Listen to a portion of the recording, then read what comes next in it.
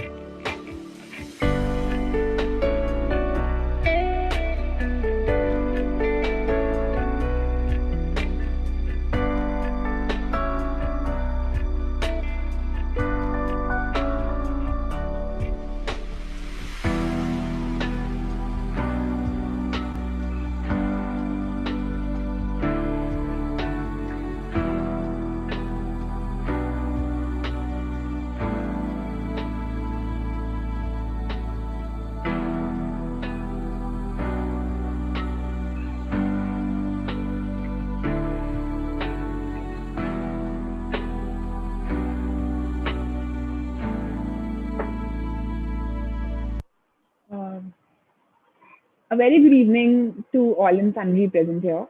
My name is Mahima. I work as a deputy program manager with Sharp, and I'm the moderator of the day. Before we begin, we have a small poll that's going to come up on your audio on your screens right about now. We usually do this in the beginning of every webinar, and I request everybody in the audience as well as the panelists to please participate in the poll. And we'll begin in about 3 minutes from now. So thank you so much.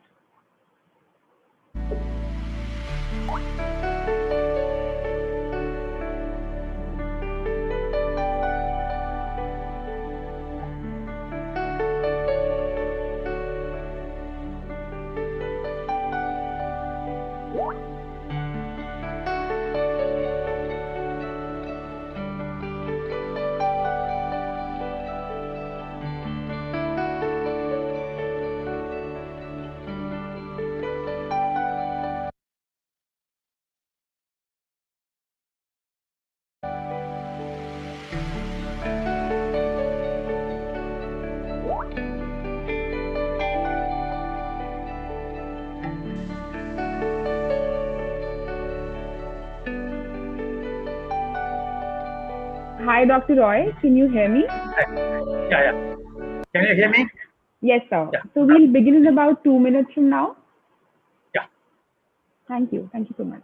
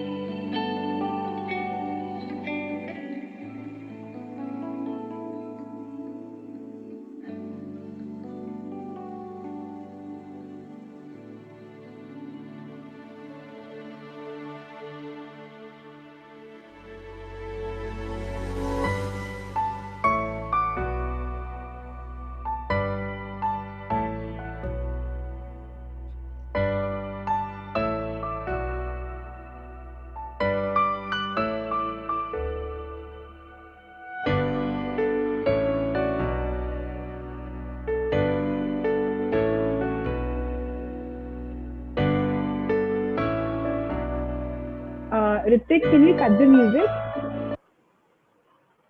Thank you so much, Ritik. A very good evening to everybody. My name is Mahima and I work with Sharp, and I'll be the moderator of the day. A brief introduction about Sharp NGO. Sharp stands for School Health Annual Report Program, and we lovingly call it Sharp.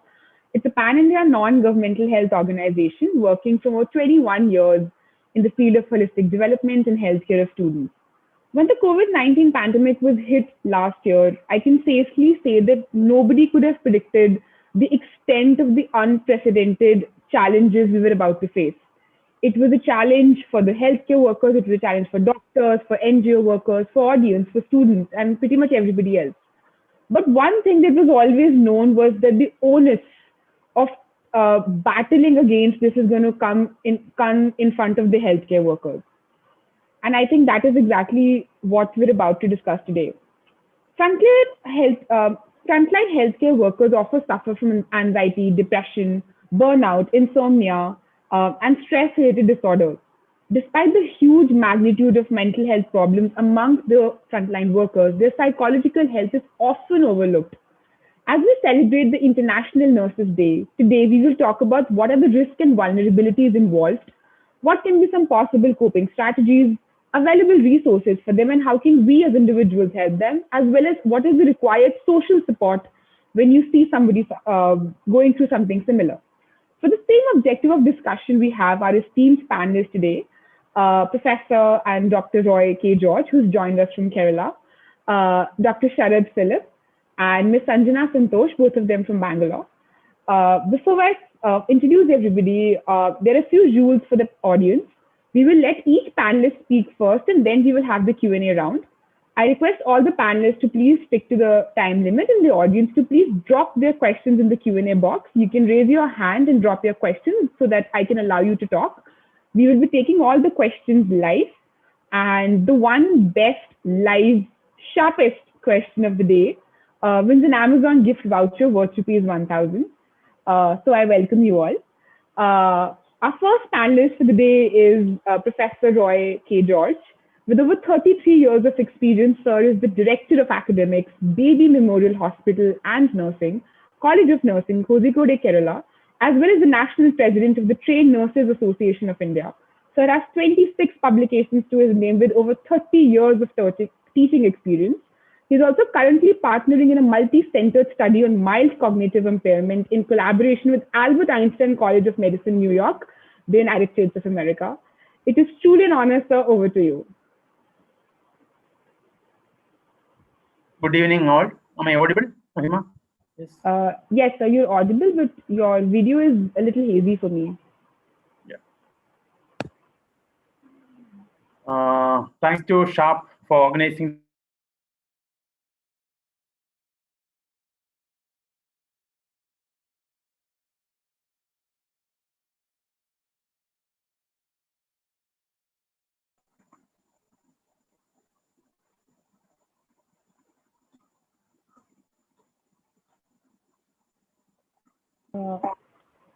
Hi, sir. Yeah, can you hear me? Yeah. Now I can hear you. Yeah. All right. So thank you for the NGO Sharp for organizing this. This is an area. The topic given is, of course, an area of interest because the introduction it is told, when the pandemic started in March 2020. So the first case were reported in January in India, but March 20, nobody expected that it's going to be such a long ordeal. Initially, it was a lot of heroism and adventurism, like taking care of COVID.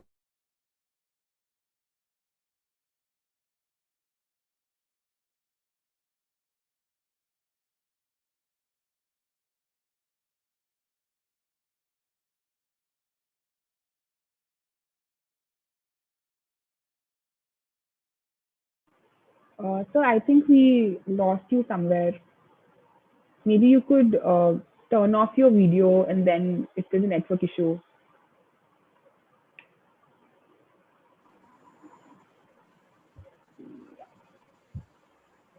I think, sir, you can try to turn off your video and speak because there's some connection issue. There's some connection issues, I think. Yeah, of course. So when the COVID pandemic started in India, we had no idea that it's going to last like this. It's more than 16 years now, 16 months now, and with no immediate end in sight. And health workers, whether it is doctors, nurses, or support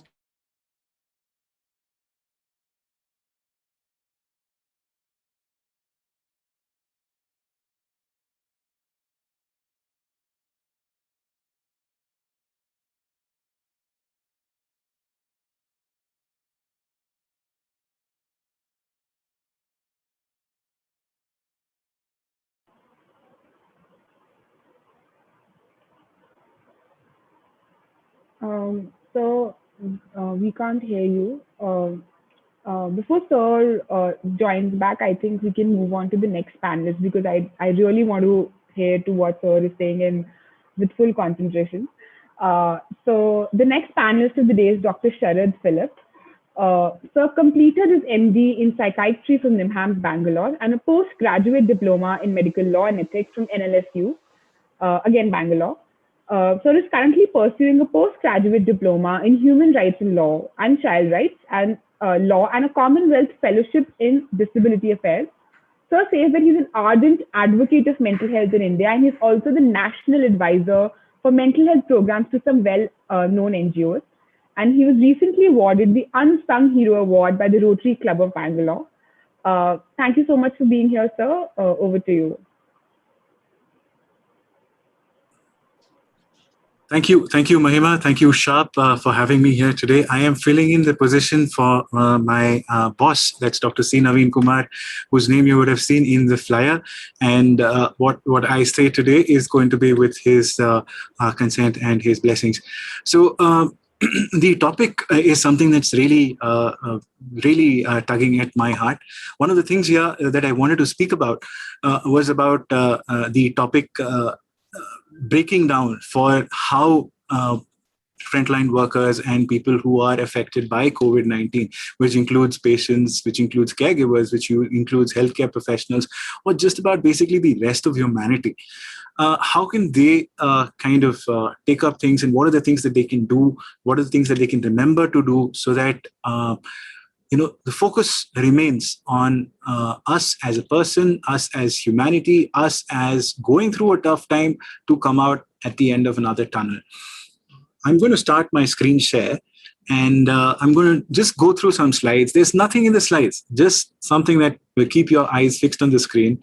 And as you hear my voice, this got barely 3-4 words on a single slide. The title of my presentation is called J It Out. The context, as I was telling you, was about what are the things that frontline workers or anybody who is affected by COVID-19 can do. Now, I just call this J It Out because the next 13 statements which I'm going to go ahead and give are all starting with J. So I don't expect that you remember all of this, but I do feel that it would be very good if you could just remember, you could just kind of note down some of the things that make you feel interested about it and make you feel that this is something that you can do in your place and wherever you are. I don't think any of these requires a lot of resources. Some of them do, but most of them are things that you can do as self-help things. I suppose that Professor Roy would have been giving an introduction about the impact of the COVID-19 pandemic on frontline workers and healthcare workers.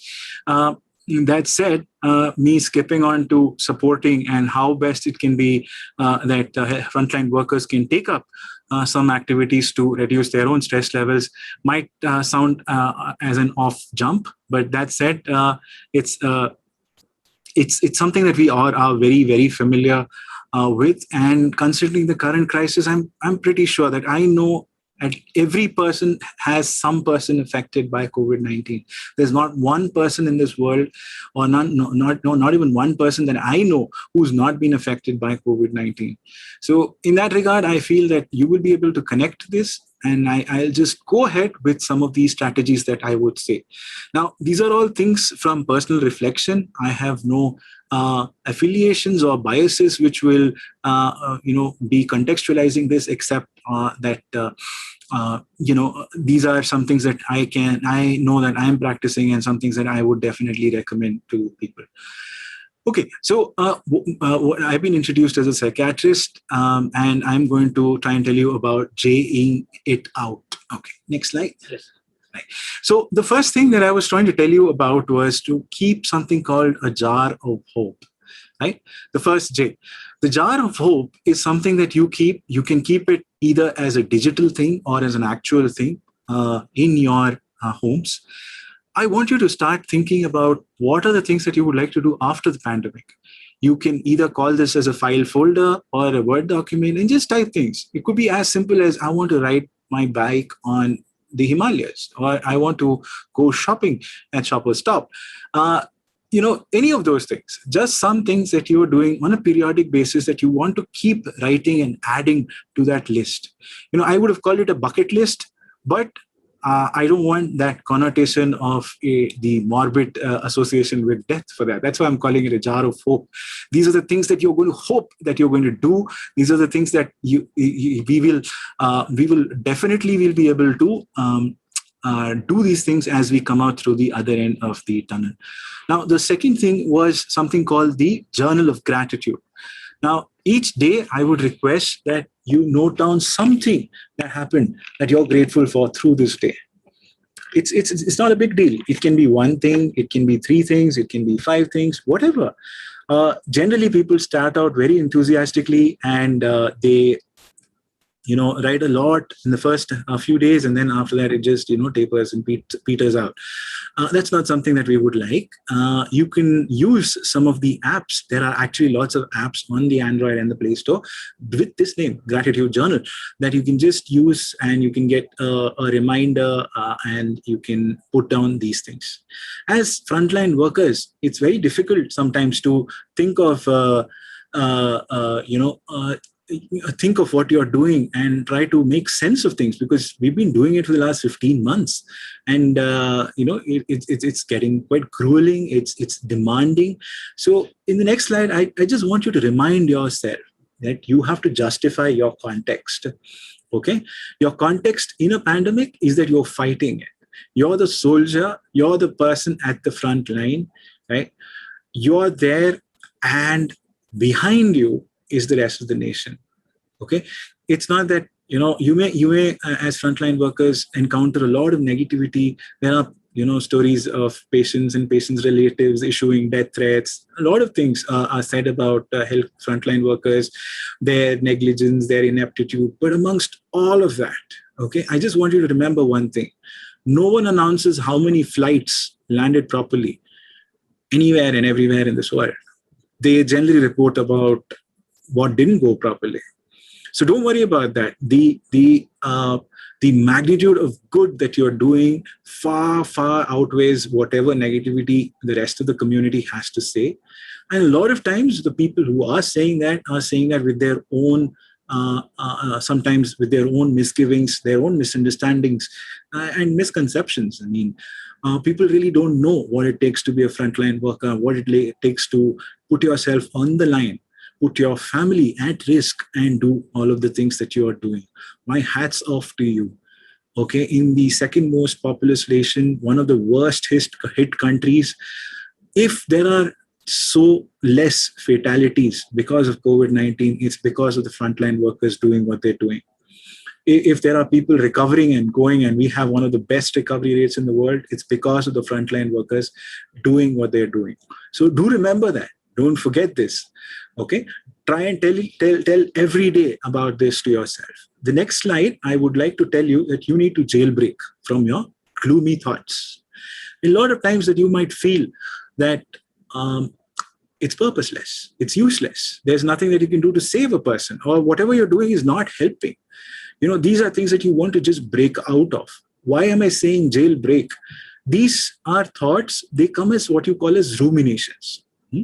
These thoughts come one after the other. It's like trying to take a ball of wool and you try and pull out the strand. And as you pull it out, it just keeps coming and coming and coming. But for us, it can also be something that will keep us within a box. It'll, keep circulating itself in this manner and make it very, very gloomy for you. You're gloomy, people around you will become gloomy. No one really can feel your pain. No one can really feel and understand exactly what you're going through. But there are a lot of people who are there rooting for you and supporting you. And if you're gloomy, what happens is they're going to start feeling the toll too. I'm not saying that you should be strong for everybody else and all of that. All I'm trying to say is that there's a lot of positivity that you can gain by just being a little bit positive. Even if you are going one step, I can see people around you coming down 5 steps, 10 steps, and trying to support you and hail you as the heroes that you are, right? Okay, so in terms of jailbreaking these thoughts, what are the things that you could do to get out of these thoughts? So one of the things that I could suggest on the next slide is just creating a jukebox for your moods. Right? There are times you'd like to listen to heavy metal. There might be times you'd like to listen to soft rock or just some sort of pop. Whatever it is that gives you a happy memory, whatever it is that gets you to dance a bit, that gets you to spring a bit, that gets you to have some rhythm in your feet, do that. Okay? Do get that, put it as a playlist, play it out. I mean, I'm sure everybody who's joined in has got a smartphone, and you can all do that. There's so many ways that you can do that. Just keep that. It may start off with a few songs. It may you may go through some of the suggestions and just want to add things wherever you like. But just do color a song with a mood that you like and play some of the moods. And do keep the moods positive moods. You can keep it peppy, you can keep it happy, you can keep it soft, relaxed, focus, whatever. I mean, there are lots of playlists out on this on these platforms for these things. Do exploit what is there already for you. In the next thing, breaking out of your gloomy thoughts, the next thing is going to be about making sure that you are doing exactly what's needed after work. You're not doing anything more. You do just what's needed. Meaning what? I don't suggest that you start following up your patients after you've come back, from work. Let work be work. Let home be home for you. You need to keep that differentiation. You need to make sure that you're not looking and answering back calls. If there's something really urgent, okay, people will get in touch with you. They will try everything and they will get in touch with you. There's no way that you're going to miss it. You don't need to keep checking your phone every few minutes to see if there's been a message, or you don't need to keep your phone on loud so that you keep running over there. If it's simple, keep it simple and just tell them about, this is what it is. And if you're off duty, be off duty. This is the time that your family wants you. This is the time that your loved ones want you. This is the time that you need to spend with your partner, your children. And that's something that they're not going to get, because their time with you is something that they're giving up for the rest of the nation. Okay. And everybody else is doing work from home. Healthcare industry and healthcare workers can't do work from home. Okay. So in that regard, let them not miss out. Let your loved ones not miss out.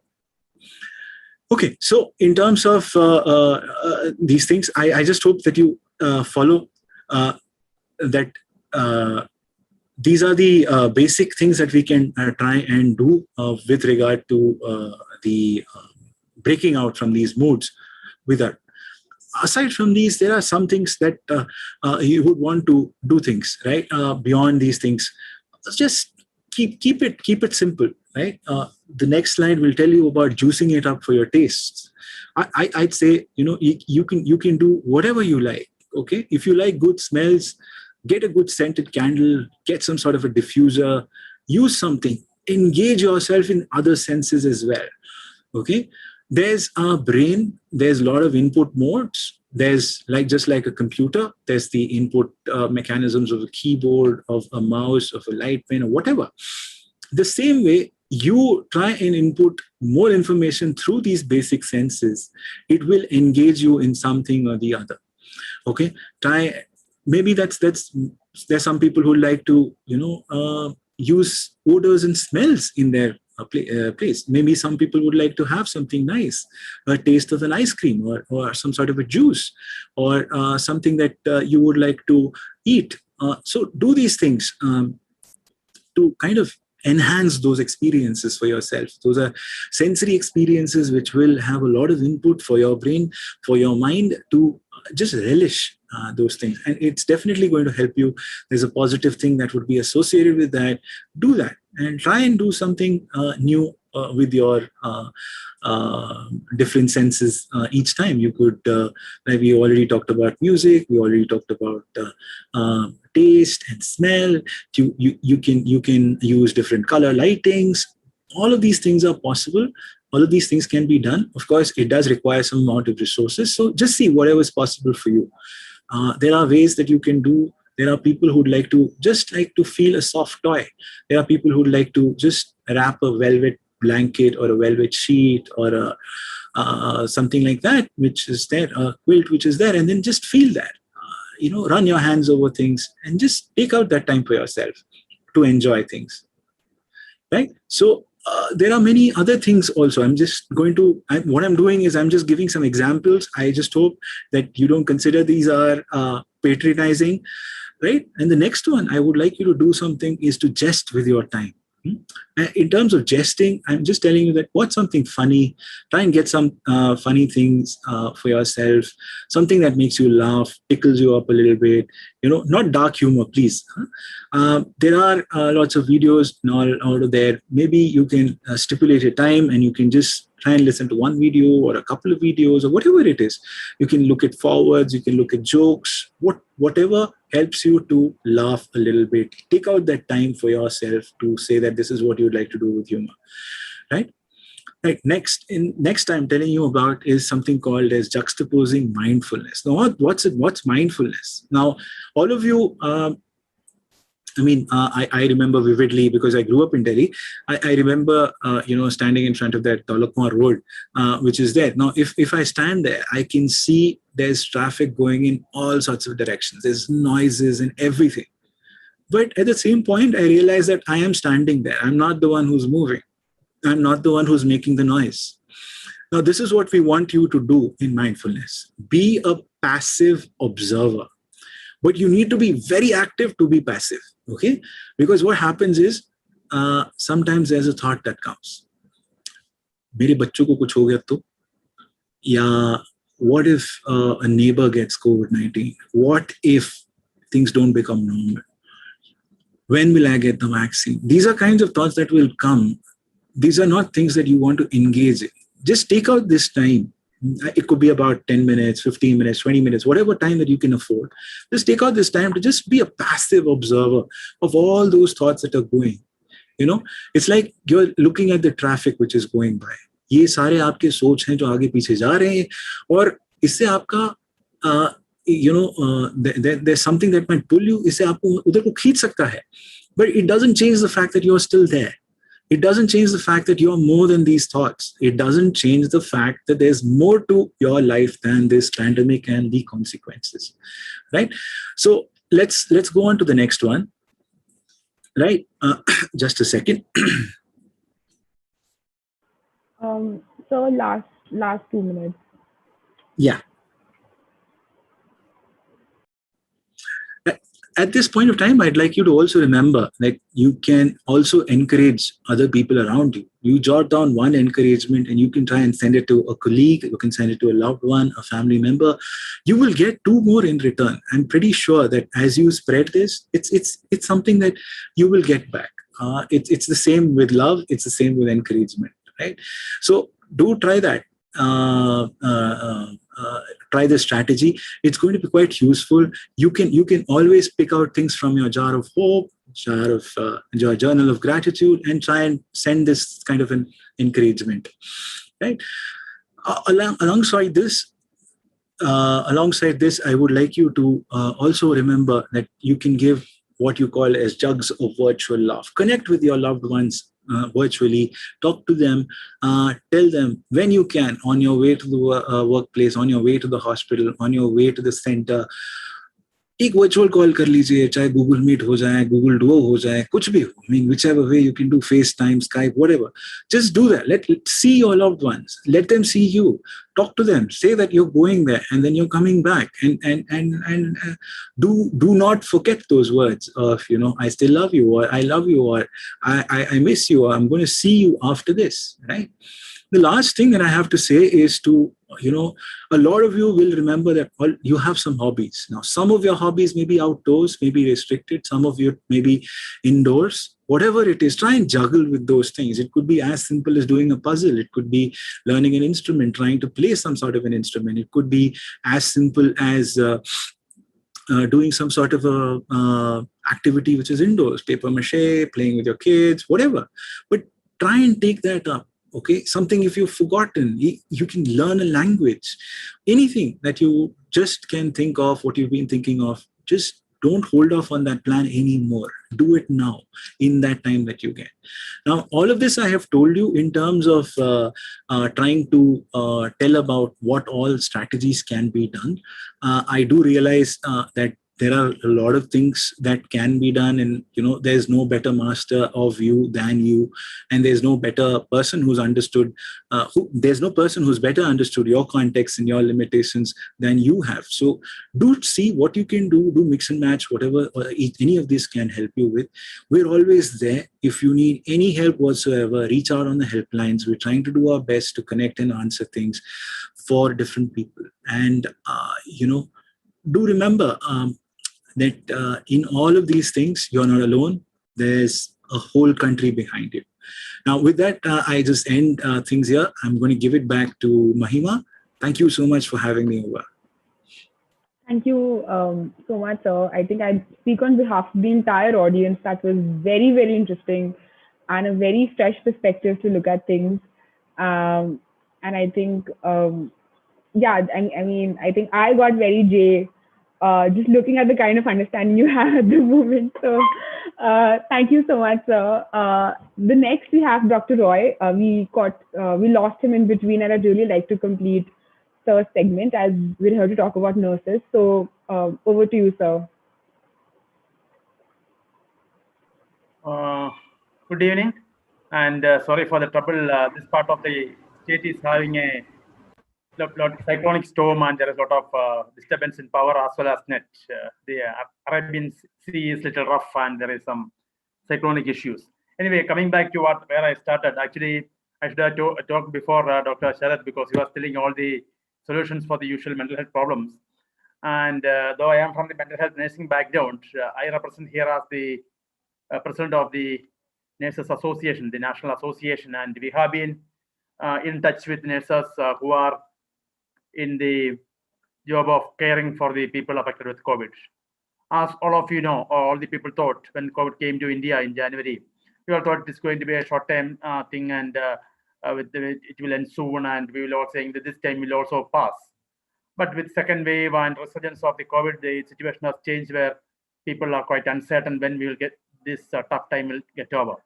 So as I can see from the chat messages coming in the chat box, everybody is anxious, everybody is stressed. That is rule of the day.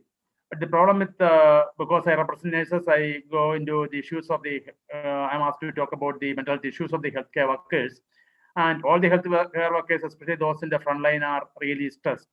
And among them, nurses spend a lot of time with the patients, because COVID is a condition where there is no definitive medical treatment or curative treatment. It is all supportive treatment. Assessing the patient and managing the patient, monitoring the patient, and doing whatever is there to help the patient keep his health as better as possible is the only thing what everybody can do around the world. If he has a breathing difficulty, we will give oxygen.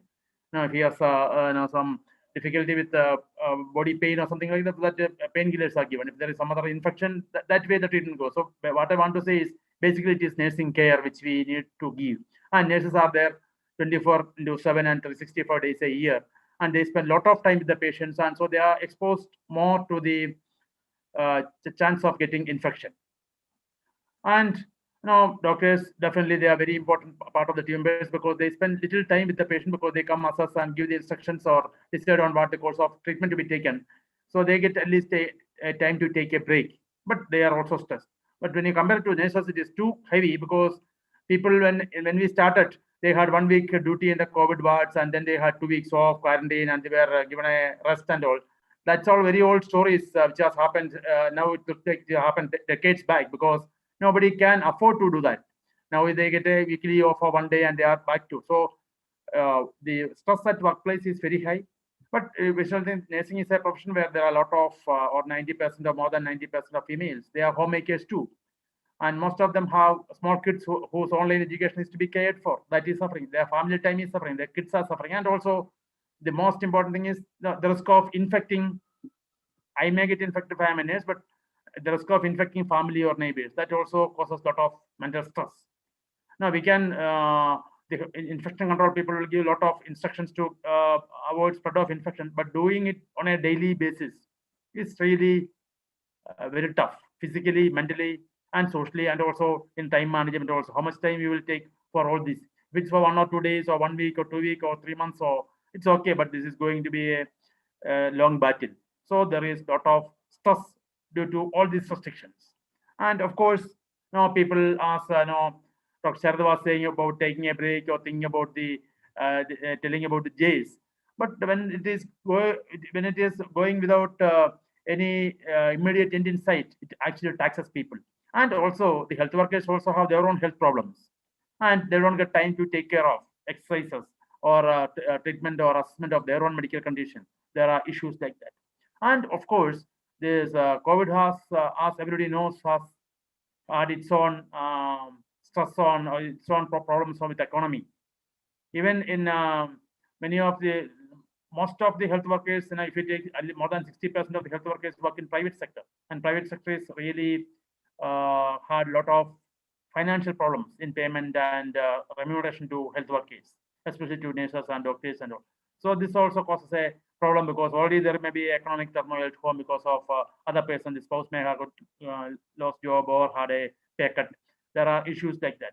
Usually we expect incentives for additional work done, but here it is not possible because this is a long battle and people do not know, cannot give incentives. Like I think 2 days back, Tamil Nadu's new government declared an incentive for health workers, doctors, and nurses working. Otherwise, the government or the management also is finding it difficult. So there are financial issues, and even there was pay cuts in the beginning of the pandemic. Now I think pay cuts are less because all the hospitals are full, but it is not a good sign at all. Because when the number of cases are increasing, the workload is too heavy. Otherwise, itself, no, because when we see lot of complications and lot of people dying, that causes a lot of mental stress on the health workers, where we cannot help them.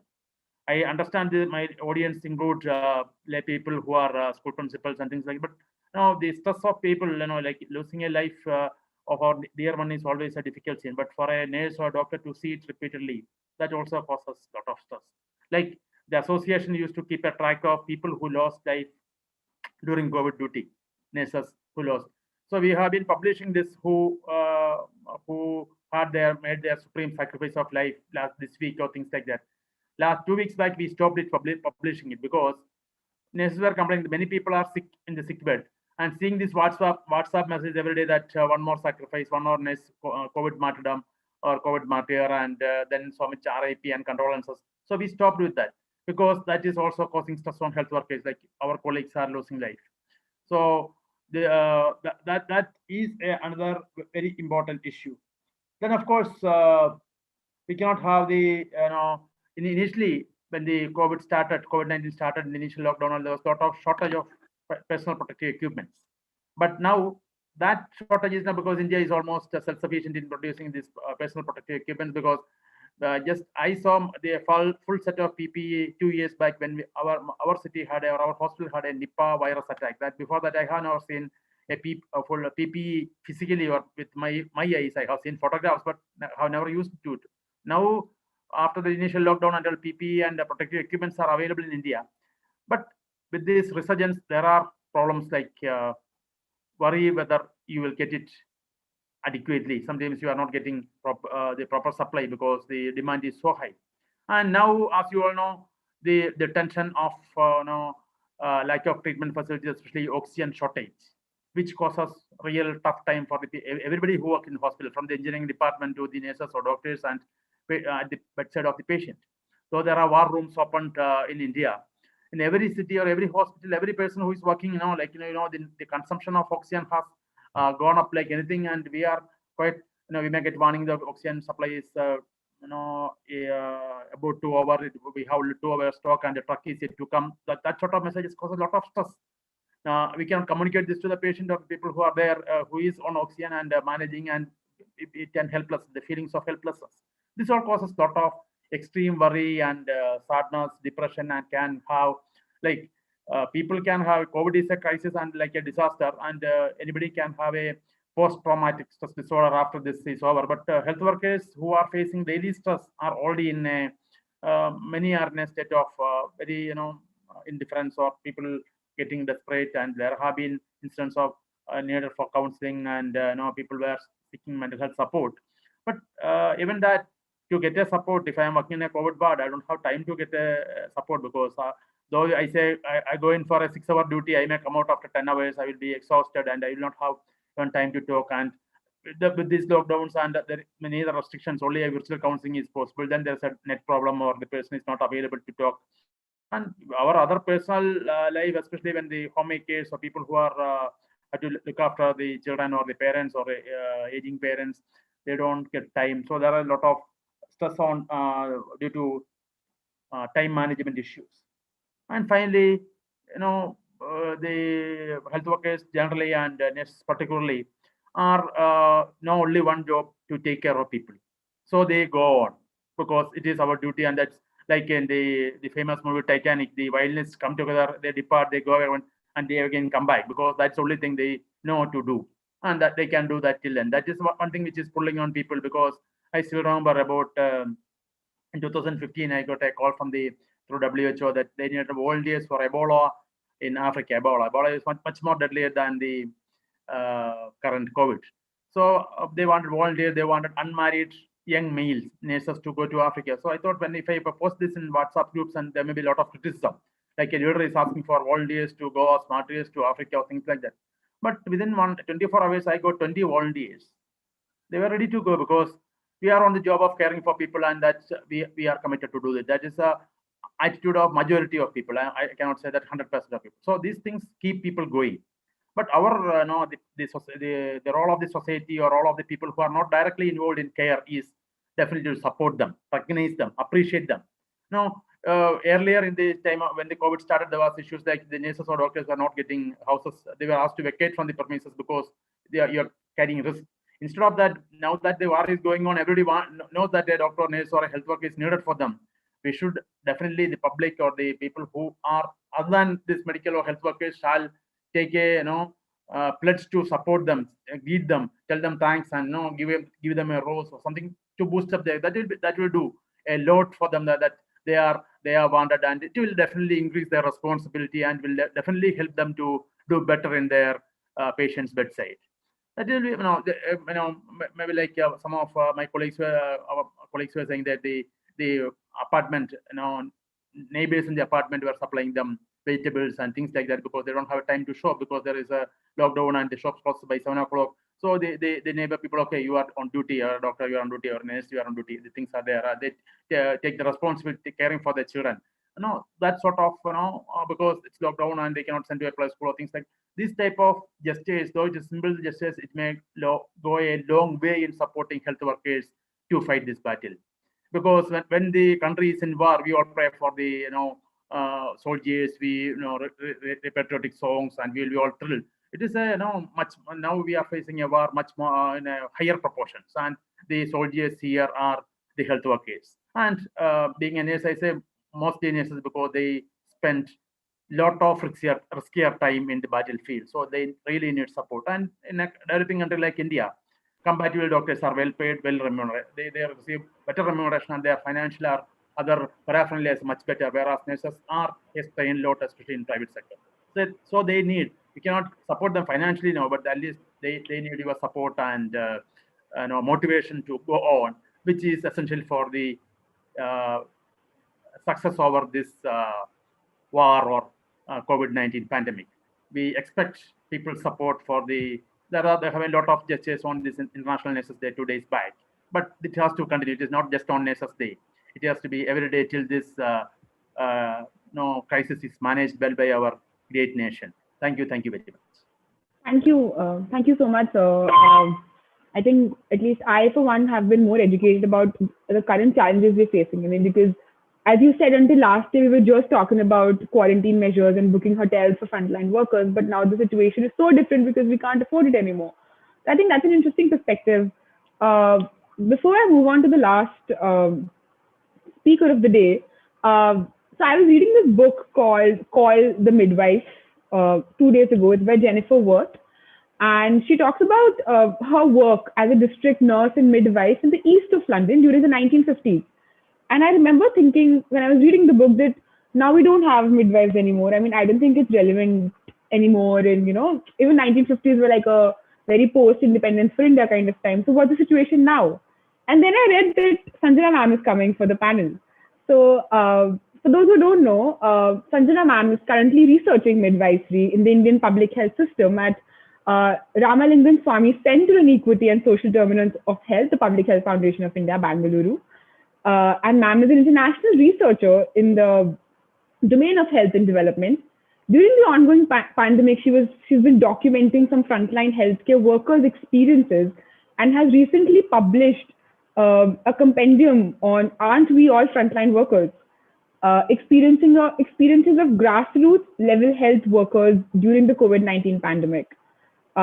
She also holds a master's degree in development from Azim Premji University, Bangalore. It's an honor to have you, ma'am. I'm really looking forward to hearing your perspectives. Over to you. Hello, hi Mahima. Hello everyone. Firstly, thank you for that introduction. And I also feel very honored to be part of a panel where I'm with Dr. Roy and Dr. Sharad.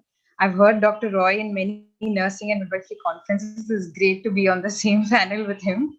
So firstly, I would like to thank all the frontline workers and also 12th May being the International Nurses Day. I would especially like to express my gratitude to all the nurses, like Dr. Roy was saying, who have been working relentlessly throughout the pandemic. So what I would like to do today, I'll just share my presentation with you all.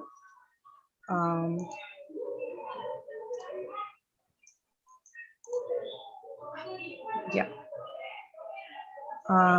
Can you see the presentation? Yes, ma'am. I'll just stop my video in case there is issues. But am I audible? Can you hear me? Yes, ma'am. Yeah. So I would be talking today about the experiences of frontline health workers during the ongoing pandemic, based on the interviews we have been doing. So when the pandemic was unfolding in March, April 2020, Azim Premji University and Sahaj organization had organized a webinar with frontline health workers where they shared their pandemic experiences. This led to us formally document experiences of ASHAs, ANMs, ASHA facilitators, and few others in the public health sector.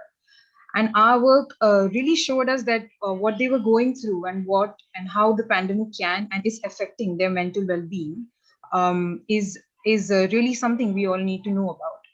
And I would also share the compendium if you like on the chat later. Professor Arima Mishra from Azim Premji University, and I recently published this in March. So mental health as a public issue, right? So what the pandemic has essentially done is that it has brought up mental health as a public problem now. Mental health, which was otherwise generally seen as a result of individual experiences or traumas, is now looked at as a common thing that affects us because the pandemic affects all of us, right? However, it is important to note that it affects us in different ways. And that's why we are here to talk about how it specifically affects frontline health workers as they are dealing with the pandemic very closely. It also depends on how we are placed socially and economically and context-wise, if we are a doctor in a big hospital or a nurse in a remote primary health care center, and how much control do we actually have over what is going on around us. The lesser the control, the more the feelings of fear and helplessness.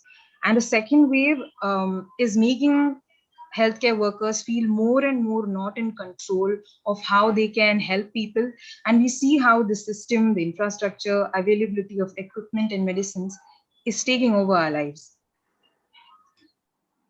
And this causes what is called the burnout, right? Even the NIMHANS guideline in 2020 talks about this. So burnout basically involves emotional exhaustion, depersonalization, that is loss of empathy, caring, and compassion, and feeling helpless. So I've put out a few quotes from my interviews with healthcare workers throughout the presentation. So here, a clinical nurse from Delhi, he says, similar to what Dr. Roy was saying, that how the routine of the pandemic, wearing PPE kits, the workload, safety, lack of safety gears, new guidelines rolling out, are taking a toll on them. And similarly, working conditions like long hours of working, staff shortages, inadequate access to food, liquids during work, worries about infecting their own families, separation from families, pushing out of residential areas as potential virus carriers, and difficulty in accessing domestic workers and care workers for their own children are some of the key issues where we see the system taking over our lives. So therefore, it's important that we see how systemic issues affect mental health of frontline health workers. Now, ASHAs are I think most of you all must know, but the lowest field workers who are working mostly in villages and also in urban areas. And ANMs are auxiliary nurse midwives, and Metanins are also specifically who are like ASHA workers who work in Chhattisgarh. So who are at the bottom level of the health system, need robust communication channels to voice their grievances, and also receive clear instructions and trainings. And no response or zero response to their worries, difficulties, and needs can increase the degree of the burnout that I was talking about. And this lack of response can be due to various reasons, right? Due to workload faced by the middle and high level decision makers, delay in decisions, lack of sensitivity to health workers' needs. And we have seen that in cases of regular, transparent communication, frontline health workers feel more motivated and see value in their work. Even at the facility level, it is important that all cadres and staff come together despite their hierarchy to support each other, avoid blaming, accusing, burdening any one cadre with work. And another important issue, what we felt through our research and work, is that of data collection. It is only when accurate data is collected from the field that policymakers can make proper decisions for making arrangements, build capacity of our health workers. But many times, ASHAs and ANMs are asked to repeatedly collect data which is not used properly, and then the same process is repeated. And data collection should be considered as professional work and also monetarily compensated well so that health workers feel motivated to do this work. And it also really matters on what position you are in the health system. Like Dr. Roy just pointed about, in what position doctors can be and in what position nurses are.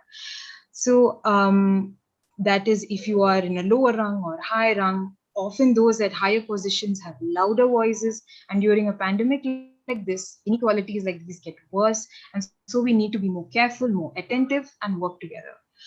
And I've put out some quotes from our work to give you a glimpse of what grassroots health workers have been going through.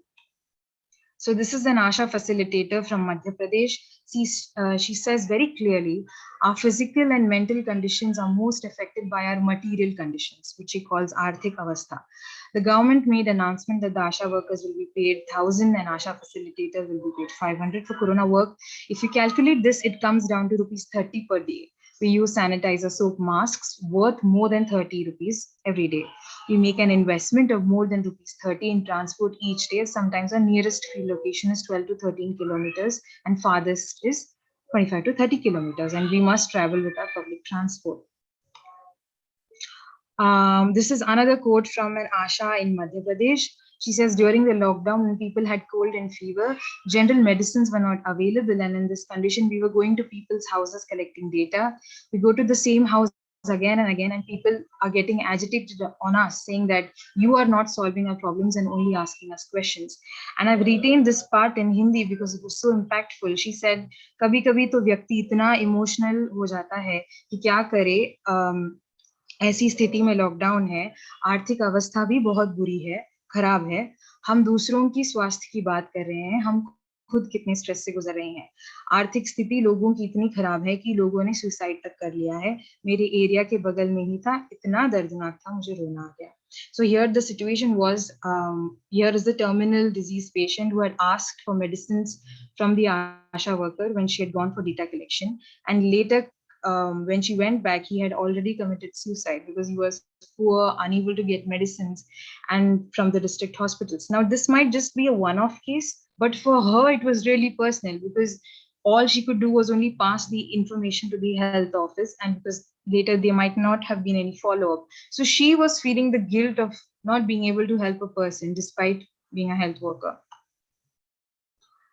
And in cases where frontline workers have a good health ecosystem where they feel less scared and motivated. Now, here are two quotes. One is from an ANM in Chhattisgarh. She's saying how, because there's good communication with her health officials, she feels that the department values her more, and she feels, that it is easier to work. Whereas another ASHA in Uttar Pradesh, she's saying that it's difficult to tolerate, when the officials are on your head and they're blaming you for everything, and the villagers in the village are also blaming you for everything. So it really matters what kind of health ecosystem you're in. And coming to, we often hear about self-care and how much self-care is important. And it's often recommended for frontline health workers to manage their mental health. And when we are asking them to practice self-care, when they're experiencing all of this, which some of which that I just told you, we should understand that self-care is very important, but sometimes it's not enough, and it requires structures in place for effective self-care. This is a short comic by Diana Zant. Who explains the complexity of self-care. The comic is based more in a Western context, but we can also use to understand our own context. So, some of the things that, we can recommend as self-care is, meditating, exercising, yoga, and, getting a good sleep, eating well. And the next comes community care, which involves work around for systems that don't inherently, support care. Now, this could involve better communication, better training in our context, addressing complaints, regular briefing, regular debriefing. And this is also where the role of NGO comes in, right? To help in training, supplying equipment, helping to amplify voices of health workers, offering helpline services, and also what we were saying, being there for each other, talking to each other, making sure all of us are okay. That involves community care. And the last one is structural care, which involves systemic care, systems that support community care and self-care, like providing essential drugs, medical care, tests, paid leaves, better payments, living wages, health services for mothers, children, elders, and support through nurse associations, ASHA Sanghatans. And eventually, systematically, we need more investment in health human resource. For example, the State of the World's Nursing Report 2020 says that globally, there are roughly 36.9 nurses per 10,000 people, with variations within across regions. Now, 36, 37 nurses per 10,000 is quite low. And over the coming years, to avoid this kind of situations again, we need better health investments in nursing. So as we see, we need everything together. We need self-care, we need community care, and we need structural care, we need all of it.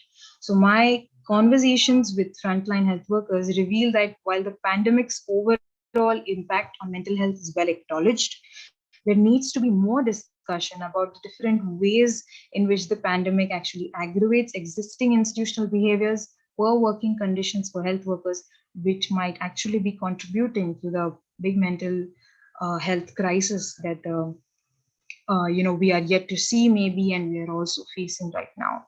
So no single person can do all kinds of care together. We need to support each other and come together to do this. That's all I have to say. Stay safe and take care.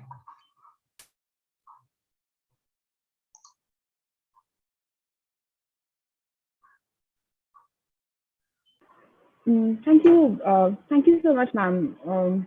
I was very interested in the comic, especially because there were so many aspects, and I think you said something about how the comic was developed in a Western context, but we can also use it for the Indian context, which I think stands true for a lot of these structural changes that we talk about in a lot of applications, and especially what you said about the report. That was really, really interesting. I'll share the comic link also if if anyone wants to see. I think it's a very interesting way to look at mental health also, because as long as we need to, I think some of the points that Dr. Sharad said are so important, and we need to hold on to them to survive. But simultaneously, we need to also work on other aspects in order to be able to do better self-care. Right, so I'll definitely share it on the chat. That will be nice. Thank you so much. So before I move on to the question round, I request everybody in the audience to post their questions in the Q&A box, and we'll be taking up all of the questions live. So if you could just raise your hand, I'm sure there's going to be a little button on your screen to do that. Thank you. Secondly, so something that one of the things that we try to do when COVID research was happening last month is that we launched Avalam. For those who attended, I see you. Thank you. It literally means support, and it was a gamut of 24 virtual sessions that we had over the period of 6 days, and we were trying to have a series of discussions. There were panels involved. We were trying to have one-on-one conversations with frontline workers, and then there was these little de-stress sessions that we had at 5 o'clock every day. So we have a small video that encapsulates our journey during Avalam. And it's just a little initiative that we took up on our part to support the mental health of everybody. So here's the video, everyone.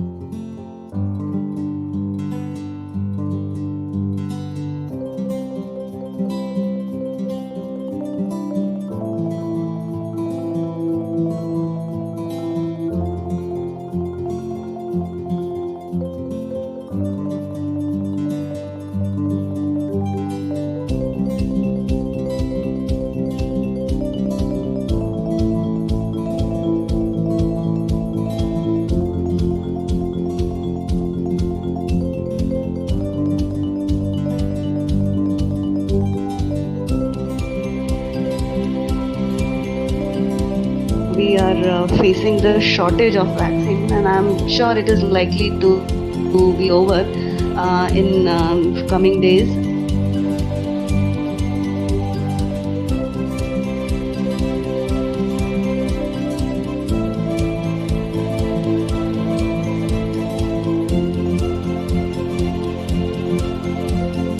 Where you need to be. If more beds in your hospitals are empty, that actually means that your health system is probably doing well. If you're keeping more people healthy and out of hospital.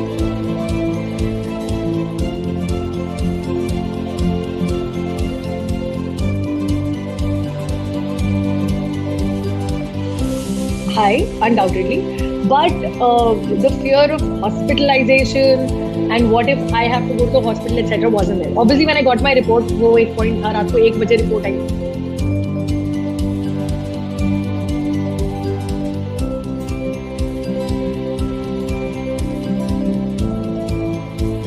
That we're facing. So of course, we are very aware of the transition we've made from things physical to things being more digital and being online now.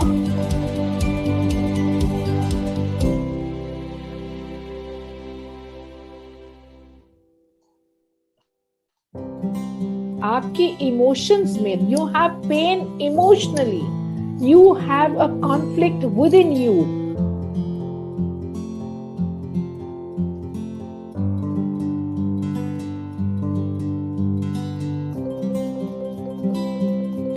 तो आजकल जो नए startups आ रहे हैं 80 to 90% of the jobs ये startups कभी post नहीं करते, बट हमें पता है कि there are forums on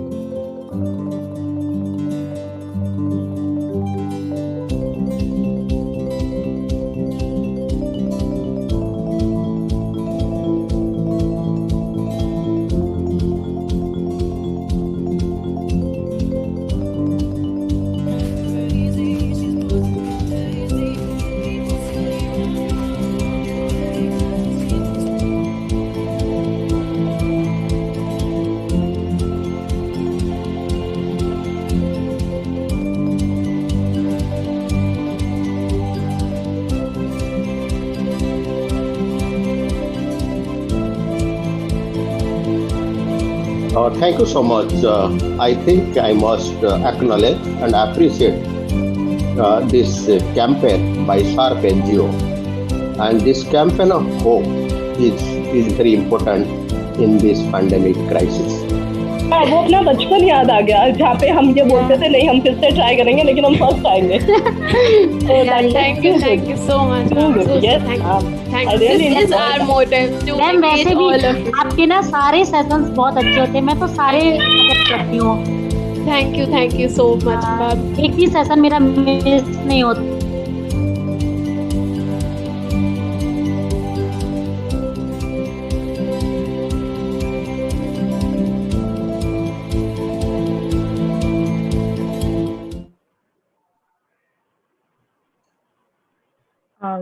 Thank you, Ritik, for playing that. That was Avilam. Our first and foremost question for this session is from Dilip Basant. Dilip, you can just unmute yourself. आप अपने आप को unmute कर सकते हैं. आपकी screen पर एक बटन होगा और अपना सवाल पूछ सकते हैं.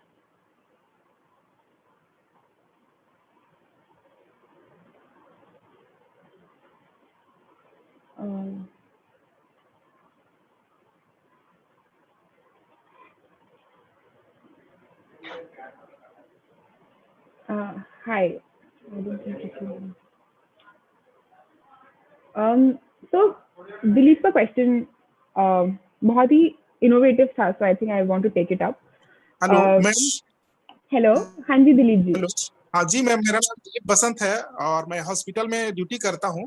और पिछले दिनों में ड्यूटी करते हुए, क्योंकि अभी लॉकडाउन है और बस और गाड़ी चलता नहीं है, तो बहुत सारे लोग ART की मेडिसिन लेने 50 किलोमीटर 100 किलोमीटर दूर जाते थे। तो अभी हालांकि मेरे यहाँ लिंक ART है, तो मेडिसिन लेने के लिए मेरे यहाँ आते हैं आसपास के दूर दूर के लोग।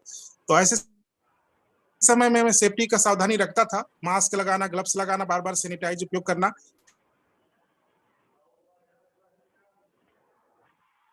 फिर भी बिना में आ गया था सिचुएशन को देख के। हालांकि क्वारंटाइन में रह के होम आइसोलेशन में दवाई लिया और अपने आप को अच्छा से मेंटल अपने आप को अच्छा केंद्रित करके दवाई खाया, तो अभी मैं ठीक हो गया हूँ। लेकिन अभी फिर मैं ड्यूटी ज्वाइन किया हूँ, फिर वही स्थिति, और सारे पॉजिटिव लोग भी आते जाते हैं, टेस्ट करते हैं, मेडिसिन लेने आते हैं। तो हाई रिस्क एरिया में रहता हूँ, तो फिर से डर बना रहता है। तो इसीलिए मैं जानना चाह रहा था मेरे जो आप मेंटल हेल्थ के अधिकारी हैं उन लोग से भी, कि मैं ऐसी सिचुएशन में क्या करूं कि अपने ड्यूटी को भी कर सकूं और अपना मेंटल हेल्थ थोड़ा बेहतर कर सकूं। दिलीप, पहले तो हम सब लोग यहाँ पे कुछ 200 से ऊपर लोग हैं, एंड हम सब लोग आपका बहुत ही सम्मान करते हैं कि आप इतना अच्छा काम कर रहे हो, और सच में फ्रंटलाइन तो आप है, तो कांग्रेचुलेशंस फॉर दैट। और आप कहाँ से हैं इस टाइम पे? मैं मुंगेली छत्तीसगढ़ से हूँ मैम। छत्तीसगढ़ से। Doctor Sharad, if you would like to answer the question. Dilip ji, thank you. Sorry, आपका नाम दिलीप है या बसंत है सर? जी दिलीप बसंत सर। अच्छा, ओके, सॉरी। अच्छा सर, आपने जो पूछा है बहुत रेलेवेंट सवाल है, बिल्कुल इस टाइम के लिए बहुत एप्ट है। हम भी यहाँ पे जैसे इमरजेंसी की ड्यूटी करते हैं, हम में से बहुत सारे लोग जिनको हम पहले कोरोना पीड़ित थे, फिर ठीक होके वापस आ रहे हैं, देख रहे हैं सब वही कर रहे हैं। मास्क लोगों की मतलब गर्दन पे टंगी हुई है, किसी की नाक कवर्ड नहीं है, तो ये मतलब जो फेस शील्ड यूज करते हैं छाते की तरह यूज कर रहे हैं, बिल्कुल जैसे ऐसे ऊपर कर देते हैं उसको, है? तो ये सब दिखता है हमें। तो आपने जो सवाल पूछा उसमें 2 भाग हैं। इसमें एक ये जो है जो आप पूछ रहे हैं उसमें है कि आप अपने डर का कैसे थोड़ा और उस पर काबू पा सकते हैं, और वो डर जो आपके मन में है उसके होते हुए भी आप अपना काम कैसे कर सकते हैं। दूसरा भाग ये है कि आपके जो मन में डर आती है वो दूसरे लोगों के व्यवहार से, बाकी जैसे आपकी जोखिम बढ़ जाती है, कोरोना दोबारा होने के लिए जोखिम जब बढ़ जाती है तो उसका क्या किया जाए।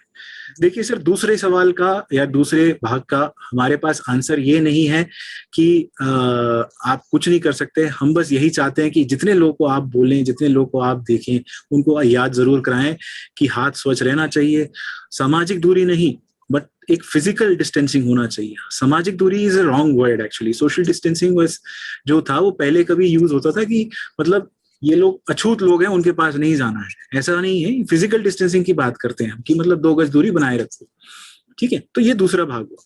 जो पहला वाला सवाल है वो है मेरे को लगता है सबसे इम्पोर्टेंट। देखिए, डर तो चाहे कोई भी चीज हो सकती है। मानो अभी कोरोना के चलते हुए ये दिक्कत आ रही है कि इतने सारे लोग पीड़ित हैं, इतने सारे लोग मर रहे हैं, बहुत सारे लोगों को सांस लेने में दिक्कत हो रही है, जिसको कहते हैं ना बैड डेथ।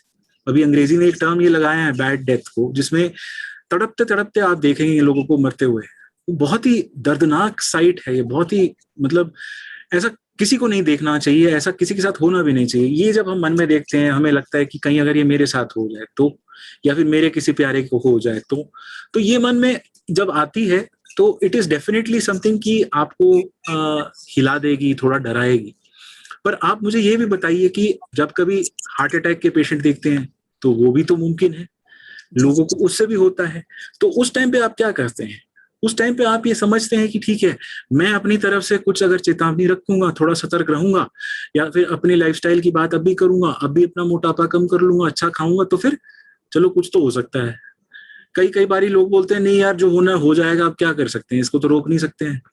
देखिए, अलग अलग तरीके से लोग अपने आप ये सोच को लेके आते हैं डर को नकारने के लिए, या फिर कभी कभी ये डर के साथ साथ बिल्कुल पैरेलल ये भी एक सोच की धारा चलती है। तो मैं आपको वो सजेस्ट करूंगा जो आपके लिए बेस्ट है। आप देखें आपके मन में आप क्या करते हैं।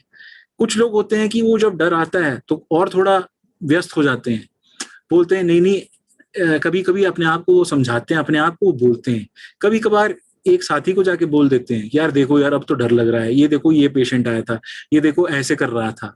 तो कई बारी क्या होता है कि लोग कंप्लेन कर देते हैं, या फिर कई बारी अपने आप लोग चेतावनी लेने लग जाते हैं, जैसे कि अभी डबल मास्किंग करना, जैसे कि अभी डबल ग्लविंग करते हैं लोग, और काफी सारी चीजें कर रहे हैं, फेस शील्ड ऊपर पहन रहे हैं, बहुत कठिनाई होती है उससे, बहुत कष्ट होता है आपको भी उससे।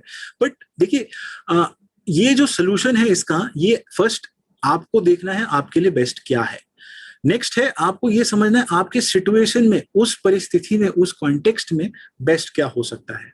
मानो आपको ये डर अभी अस्पताल में काम करते हुए आया, या फिर वार्ड में काम करते हुए आया, या फिर वार्ड में से आप जैसे बेड चेंज कर रहे हैं, शीट्स चेंज कर रहे हैं, या फिर कुछ वहां से वेस्ट लेके जा रहे हैं, या फिर कोई नया इक्विपमेंट लगा रहे हैं, या फिर ऑक्सीजन का सिलेंडर या मास्क क्लीन कर रहे हैं, कुछ भी होगा उस टाइम पे ये आता है। तो उस टाइम एक तो मेरे हिसाब से होगा, वन ऑफ द रिस्पॉन्सेज जो मैं करूंगा वो ये है कि मैं थोड़ी और चेतावनी रखूंगा, अपने आप को थोड़ा सा मुझे बोलना पड़ेगा कि हाँ नहीं ये है, बिल्कुल है, ये डर है, एक जोखिम है, इसीलिए ये डर है, पर ऐसा नहीं है कि इसको आप नजरअंदाज करें, और ऐसा नहीं है कि इसको बड़ा भी होने दें। ठीक है, तो अगर आप ठीक से चेतावनी रख रहे हैं तो फिर it should be something that आपको थोड़ा सा आश्वासन आना चाहिए। मैं उदाहरण के लिए आपको बताता हूं एक, पर मैं ये नहीं बता रहा हूं, मैं छोटा नहीं कर रहा, जो आप बोल रहे हैं उसको छोटा नहीं कर रहा, बस एक उदाहरण के लिए मैं बता रहा हूं आप इसको कैसे अप्लाई करते हैं डेली लाइफ में। ऑलरेडी ये कर रहे हैं आप, जैसे कि आप एक सड़क पार करने की कोशिश कर रहे हैं, बहुत बिजी सड़क है, गाड़ियां आई जा रही हैं, जाए जा रही हैं, तो आप क्या करेंगे। देखिए कानून के प्रकार होता है कि आपने जाके जीब्रा क्रॉसिंग पे देखना है, सिग्नल पे जब होगा तो उधर को थोड़ा सा क्रॉस करें, आगे पीछे देखना है, दाएं बाएं देख के चलेंगे। आपने अपनी तरफ से पूरी चेतावनी रखी है और पूरा किया है, तो ये आप कर रहे हैं। द सेम थिंग वहां पे भी एक डर होता है, ये गाड़ी इतनी तेज जा रही है, मुझे मार दे तो, अगर ये रोक नहीं पाए तो, या फिर ये गाड़ी एकदम से शुरू हो जाए तो, मैं चलते जा रहा हूं तब भी सिग्नल शुरू हो जाए तो ये हमारे मन में रहती है। इसको, ये जो सोच आती है, ये जो डर उत्पन्न होती है, ये बिल्कुल ही नॉर्मल है। सबसे पहले इसको समझना है कि ये बिल्कुल ही नॉर्मल है, हर किसी को होगा ये, इसको मिटाने की जरूरत नहीं है, इसको नकारने की जरूरत है। मेरे कहने का तात्पर्य ये है कि आपको ये परिस्थिति में ऐसा नहीं देखना है कि ये सोच चली जाए या ये दोबारा नहीं आए, आपको ये देखना है कि ये चीज को आप कैसे लॉजिकली रैशनलाइज करके उसको कम कर रहे हैं। क्या मैं जो कह रहा हूं आपको समझ आ रही है बात?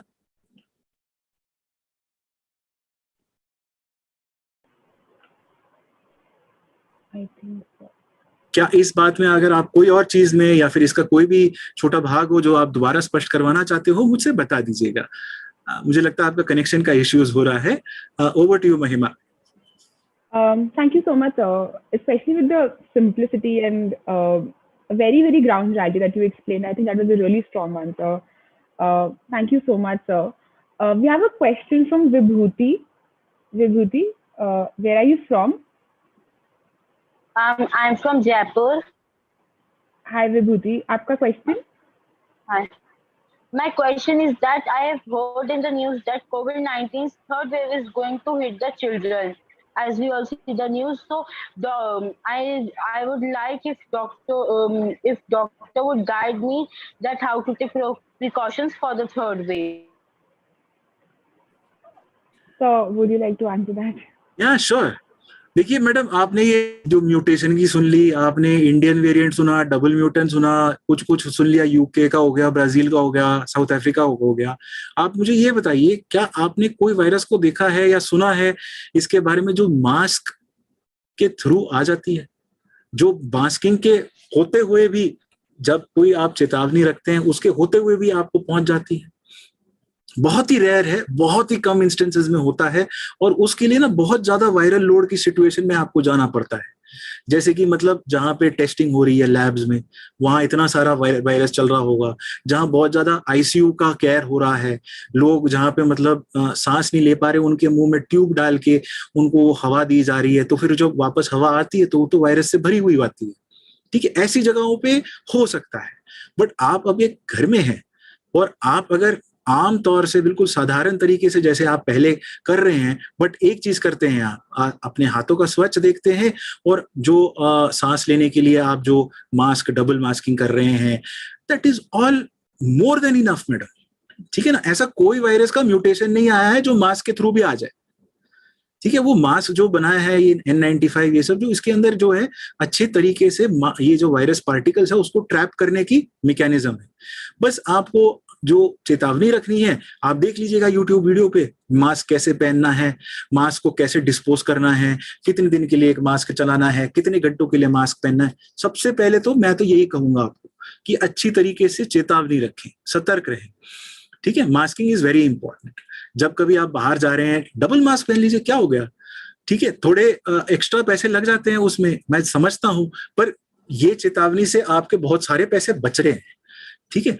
दूसरी बात, जब आपने बताई कि अच्छा ठीक है थर्ड वेव के लिए क्या कर सकते हैं आप, बचाव क्या कर सकते हैं, देखिए एक चीज अभी तक बिल्कुल क्लियरली साबित हो चुकी है दुनिया भर, अगर वैक्सीनेशन हो जाए 2 डोज, ठीक है ना, तो उससे जो बीमारी जो कोरोना की होती है ना, उसके साथ अभी कोई मरा नहीं है, उसके साथ अभी किसी को बहुत ज्यादा सिवियर प्रॉब्लम नहीं आई है। जो वैक्सीन के लिए अगर आप कर सकते हैं, अगर आप ले सकते हैं ताकि ये हो जाए आपका, ठीक है, तो फिर आपको फिक्र नहीं रहेगी इस चीज की। क्योंकि वैक्सीन के बाद जो अधिकतम देखा गया है 99.7% जो देखा गया है वो है कि कोरोना वायरस की बीमारी एक आमतौर की जैसे जुकाम जो होती है वैसे होकर चली जाती है, ठीक है। ये मैं अपने आंकड़े नहीं बता रहा हूं, ये ICMR के आंकड़े हैं, वेबसाइट पे देख लीजिएगा। बिल्कुल प्लीज ये 2 चीजों का रखिएगा ध्यान। दूसरी बात, जैसे मैंने बताया आपको घर के बाहर जाएंगे तो प्लीज कोशिश पूरी रखिए कि आप दूरी रख रहे हैं अपनी तरफ से, ठीक है। पर्याप्त दूरी रखना बहुत ज्यादा इंपॉर्टेंट है, ठीक है। छूना ये सब जो कर रहे हैं प्लीज अपने आप को सैनिटाइज करें। और एक चीज जो है, हम आपको ये जो बोलते हैं शील्ड पहनिए, मास्क पहनिए, इसका एक और फायदा है। क्या होता है, अगर आप देखिए ना, आमतौर पे एक आदमी अपना हाथ जो है अपने मुख पे लेके जाता है, काफी बारी लेके जाता है, कम से कम 7,000 से लेके 9,000 बारी एक दिन में, प्रतिदिन एक आदमी अपना मुंह छूता है, यानी नाक, आंख, कान के यहाँ पे, मुंह के यहाँ पे छूता है। वायरस की जो एंट्री है सिर्फ यहाँ से, ठीक है। अगर ये हाथ का ये सब छूने का अगर कम हो जाएगा तो फिर से आपकी बचाव होगी। तो आप फेस शील्ड पहनेंगे, आपको उस टाइम पे लगेगा अच्छा नहीं अभी नहीं छूना, हाथ से मैं साफ करके बाद में छूंगी, ठीक है। तो मेरा कहने का मकसद सिर्फ इतना ही है, आप अपनी तरफ से चेतावनी रखें, सतर्क रहें, और अगर हो सके तो प्लीज वैक्सीन लगा लें। इतने में ही आपका थर्ड वेव क्या फोर्थ वेव या जितने भी वेव आएंगे उन सब से आपका बचत रहेगा। Thank you. Thank you so much. I hope that answered your question. We have a question from Aarti. Aarti, where are you from? Yeah, I am from Noida. I'm a school. Right, of course. Yes. Aarti, you can just ask your question. Okay. Sir, I am going to conduct workshop for MBBS students in coming week. My question is that I will be following WHO guidelines for managing stress. But I wanted to ask that the students are dealing with mass deaths, and they are not very much familiar with this work culture now. And I heard that they are having suicide ideations and many things they are feeling right now. So wanted to ask, how can I help? Though I will be taking their session on stress, but I am not equipped with with most of the therapies. I am trying to build up my muscles for that. But can you guide me, in what area I should, practice more, and I can help them? Sure. Right. So I would like to know a little bit about your background. आप मतलब you are a teacher in a medical school? No, sir. I am a school counselor and a special educator. Okay, cool, fantastic. So मैंने actually अभी थोड़ी देर पहले ऋतिक जी अगर हैं तो please आप एक ये QR कोड अगर आप डिस्प्ले कर दें, so everybody can actually this WHO manual is linked to this QR code which I have just shared with Hrithik some time back. ये जो WHO मैनुअल है ना, ये बिल्कुल ही बहुत ही सरल है, इसमें छोटे छोटे से लाइन पिक्चर्स हैं, बहुत क्यूट से हैं, आप उसको फॉलो कर सकते हैं।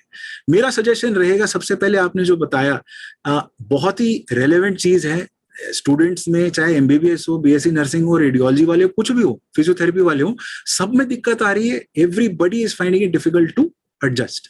आप देख लीजिए, हमें यहाँ पे अगर 3 साल की MD कोर्स हो गई तो हमारे यहाँ पे जो बच्चे पढ़ रहे हैं उनका 1.5 साल मिट गया जी ट्रेनिंग में, उन्होंने सिर्फ कोविड ड्यूटी की है, ठीक है. So like that just imagine कि एमबीबीएस जैसे वो पढ़ रहे हैं, उनका जो क्लिनिकल एक्सपोजर होना था, उनका जो क्लास होना था, उनका जो आपस में जो ग्रुप्स बनता है, इकट्ठे एक्टिविटी करते हैं, मानो डाइसेक्शन हो गया, कुछ भी एक्सपेरिमेंट करना हो गया, वो सब they have lost that out, उनको त्यागना पड़ा है इसके कारण.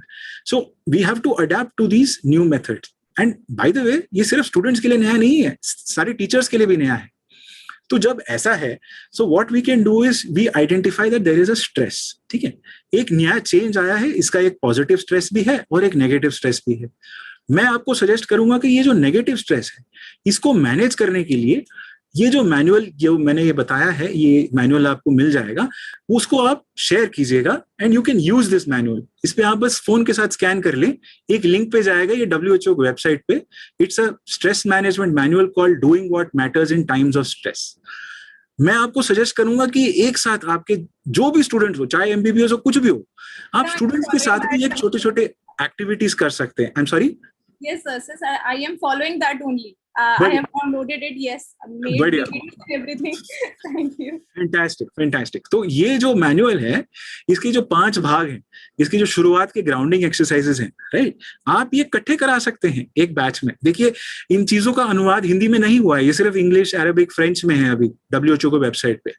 आप अगर इसका अनुवाद कर ले हिंदी में, WHO ने मना नहीं किया है, आप इनके ऑडियो एक्सरसाइज देख सकते हैं, छोटे छोटे ऑडियो टेक्स्ट भेज सकते हैं, इकट्ठे एक ग्रुप एक्टिविटी की तरह आप बच्चों को बोल सकते हैं, आ जाओ, let's do this grounding exercise, let's do unhooking exercise.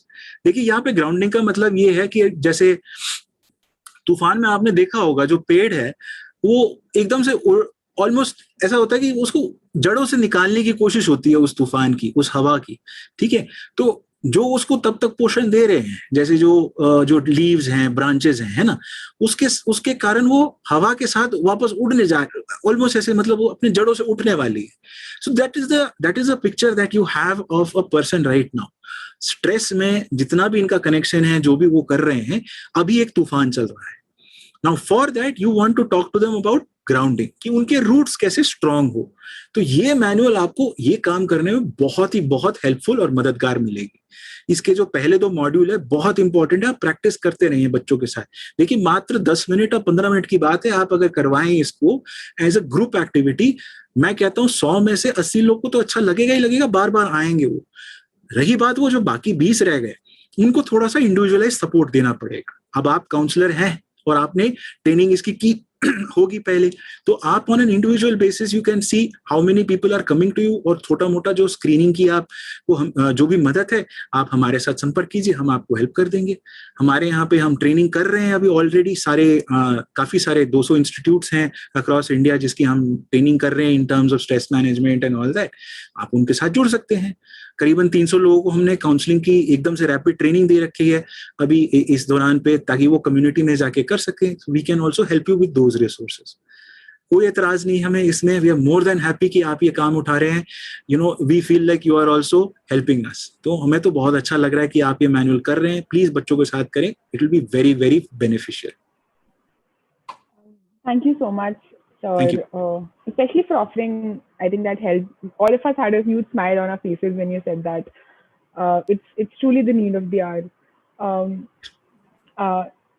We have the next question from Azhar Alam. You can just unmute yourself. Yes, sir. Hi Azhar, where are you from? I am from Delhi. What's your question, sir? Sir, I would like to ask, is there any scheme by the center or the state government, any scheme has been formulated for these workers, frontline workers? Is there any scheme? If they expired or he died during his service, is there any compensation given by the government? Sir, मैं आपको मेरी जानकारी की जितनी सीमा है उसमें मैं बता देता हूं आपको. मैं ना सरकार के माध्यम से बोल रहा हूं, ना ही मैं सरकार की तरफ से बोल रहा हूं, तो मुझे नहीं पता इसके बारे में एग्जैक्टली. बट एक स्कीम थी पिछले साल ऑलमोस्ट 31 मार्च तक चल रही थी, जिसमें एक इंश्योरेंस स्कीम था कि जो भी कोई हेल्थ केयर वर्कर जिसकी एक्सपायरी हो जाती है ड्यूरिंग दी पेंडेमिक काम करते हुए, तो उनको at least I think some compensation की अमाउंट थी, जो अमाउंट मुझे पूरा याद नहीं है, मैं वो बताना नहीं चाहूंगा कि कितना अमाउंट है, क्योंकि that will be just like a guess, मैं एक अंदाज लगा रहा हूँ, अब कोई उसको गलत समझेगा तो फिर मैं आई वुड बी रेमिस, है ना। तो मेरी तरफ से मैं आपको बताता हूँ कि वो दोबारा स्कीम शुरू होनी थी, उसका मैंने शायद एक नोटिस देखा था, मुझे वो नोटिस मिलेगा ना तो मैं आगे ऋतिक जी को भेज दूंगा ताकि वो आपको भेज दें। मुझे सर ये लगता है कि लास्ट ईयर से ज्यादा the people are more suffering, बिल्कुल सही बात are more in comparatively for last year. बिल्कुल सही बात बोल रहे हैं सर आप, पर एक चीज हमें ये भी रखना है याद में कि काफी सारे हेल्थ वर्कर ऑलरेडी वैक्सीनेट हो चुके हैं, तो 31 मार्च तक जो हुआ था आई थिंक इतने कई करोड़ों का हो गया था लोगों का, एंड साथ में ये जो स्कीम था थोड़ी दिनों के लिए सस्पेंड हो गया था, पर दोबारा रीस्टार्ट हो चुका है शायद, मैं एग्जैक्ट नहीं बता पाऊंगा। इट हैज सम कॉम्पनसेशन, शायद ये न्यू इंडिया एश्योरेंस कंपनी के साथ कुछ टाई अप है गवर्नमेंट का, और इसके साथ मेरे को जैसे नोटिस मिलेगा मैं खोजूंगा उसके लिए, और मेरे को मिलेगा तो मैं ऋतिक जी को भेज दूंगा जो आपको आगे फॉरवर्ड कर देंगे। Thank you so much, sir. I hope that answered your question. Our next question is from Ritika Bhatt. Ritika, आप अपने आप को unmute कर सकते हैं. Yeah. Hi. Good evening, everyone. Good evening, Ritika. My question is how to remove the fear of washing hands, because nowadays whenever I watch movies, shows, I constantly think, even in the movies, these people are not washing their hands, how these people are lying on their beds, sitting on their beds and doing shopping. But it's like ki, I'm preparing that thing mentally in my mind ki we have to wash hands, we have to wash hands, we have to keep ourselves clean. So this is kind of kind of havoc in my brain ki how to remove this fear. It feels so heavy. Ritika ji, thank you so much for that query. So what you're talking about is a fear of washing hands, as in a fear कि लोगों ने wash नहीं किया उनको कुछ हो जाएगा, या फिर a fear that you have to wash your hands? Yes, I have to wash and others have also clean themselves. I know movies are shooted in the past times and these are old things, but I still cannot get over through that thought ki they don't need all this, I need all this, but these people don't need. Right. So I'm constantly thinking about that. Right. Ritika ji, आप कहाँ से हैं? कहाँ से बोल रहे हैं? Delhi. Delhi से बोल रहे हैं। Mahima ji, I would like you to help me connect with Ritika and I will take the discussion further off call off here. I will try and connect someone with Ritika for helping with this. I would say that this is not going to be very helpful to discuss this right now. Right. Ritika ji, please थोड़ा सा सब्र कीजिएगा. Okay, sure. Thank you. Absolutely, Ritika. My teammate Ritik will be in touch with you and sir also, and we'll take the discussion forward definitely. Sure. That was our last question for the day. Thank you so much, Sharad sir, for being here. Thank you so much, ma'am, for all the questions you answered. I think we've had like a very interesting spectrum of conversations now, talking about what is the problem of FLWs, what are some of the solutions, all of those J strategies sir mentioned, and the situation of nursery and midwives at the moment. I think I personally enjoyed a lot. Now we come to the end of the webinar. The sharpest question of the day, the best interjection, goes to Mr. Dilip Basant. Congratulations, Mr. Dilip. You will get an Amazon gift voucher worth ₹1,000. Somebody from the communication team will be in touch with you. Sharad sir, any parting words from your side?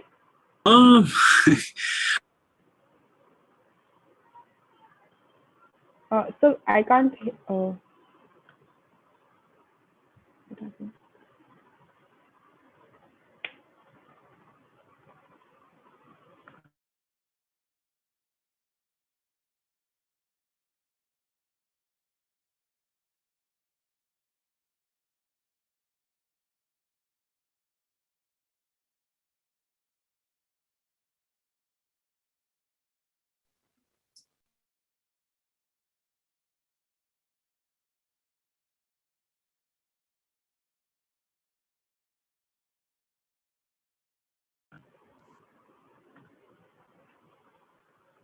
So I'm so sorry. A lot of people from the audience couldn't hear you when you said that.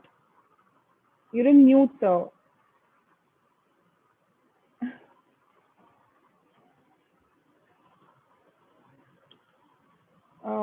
No, sir, we still can't hear you. Um,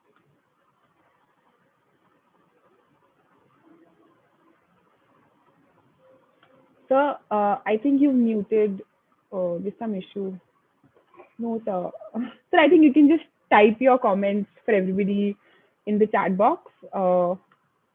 And thank you so much, Sharad sir, for being here. Thank you so much, ma'am. We have a small feedback poll that's going to come up on your screens right about now. I request everybody in the audience to please participate in the feedback poll. It helps us improve our webinars as well.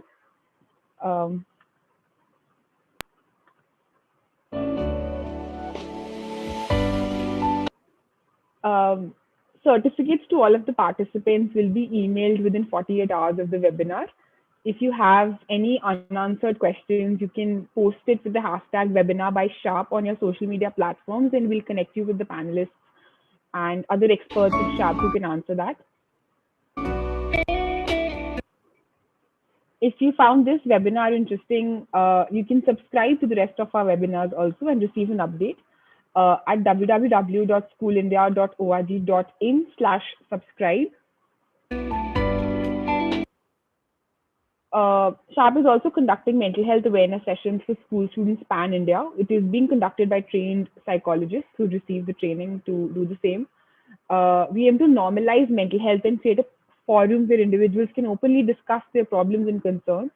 If you want to register your school or yourself as an individual student, you can do that at www.schoolindia.org. The same link is also available on our social media handles in our bio.